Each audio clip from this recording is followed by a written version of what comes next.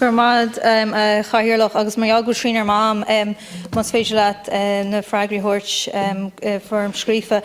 It is not often, Ara, that a meeting is so emotional that it reduces me to tears. But 2 weeks ago, I had just such a meeting with the Parents Association of Rosedale School, a school for children with severe or profound intellectual disabilities in Galway City, which was featured on RT News last week. These parents are exhausted and heartbroken. Many of their children require 24/7 care, which means that the parents need to take shifts overnight to mind the children. The children in this school represent a tiny percentage of children with special educational needs, yet they are most vulnerable and at risk. They feel completely ignored and isolated by the government. Rosedale is not simply a school. For these children, it is the only social setting outside of their family home. They receive support such as speech and language therapy and occupational therapy, and they learn life skills and independence.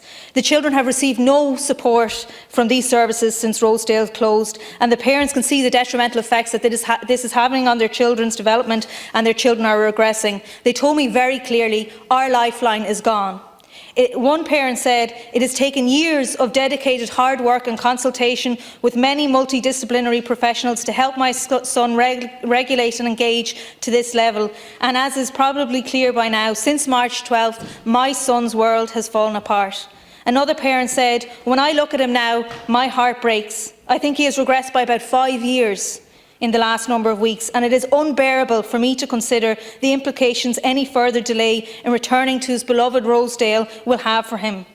They've told me that they need a school-based summer programme. Online will not work for their children. They need to know 1, when it will run, 2, what staff are available. With SNAs who've had their contracts moved to the HSE to enable them to work in children's homes, will their contracts need to be reverted prior to the commencement of the summer programme? And 4, if the programme is delayed into August, what provision will be made for nurses who are required but take their leave in August? These are not just schools for these children and families, these are their hospitals, they are their social settings, and they bring so much joy to these kids. One father said to me, "I know that my daughter has a life-limiting condition. I don't like to say it, but I know it. But what I want to do is, all I want is for her to be as happy as possible while she is with us." These parents are deeply concerned that if a second wave hits Ireland, that these schools will be closed again.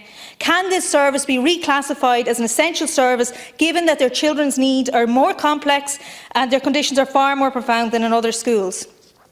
These classes are limited to 4 to 6 pupils, with many of them having restricted movements. The teachers have full control over their hygiene, they are well versed in infection control, and given the hardship on these families, along with the regression of physical, social and mental development of these children, can these schools reopen immediately?